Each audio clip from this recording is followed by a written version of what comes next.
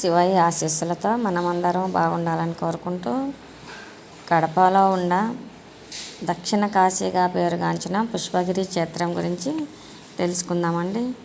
పుష్పగిరి ఆలయ సముదాయం గురించి అతి విలువైన చారిత్రక ఆధారాలు చరిత్ర ఉన్నది. పుష్పగిరి గురించి మొట్టమొదట ప్రస్తావన స్కాంద పురాణంలోని శ్రీశైల ఖండంలో ఉంది. అదేవిధంగా సత్యనాథుడు రాసిన రసరత్నకారములో కూడా పుష్పగిరి యొక్క ప్రస్తావన ఉన్నది. ఇక్ష్వాకు రాజుల శాసనాలలో శ్రీశైల మల్లికార్జున జ్యోతిర్లింగమునకు దక్షిణ ద్వారము పుష్పగిరిగా వర్ణింపబడినది.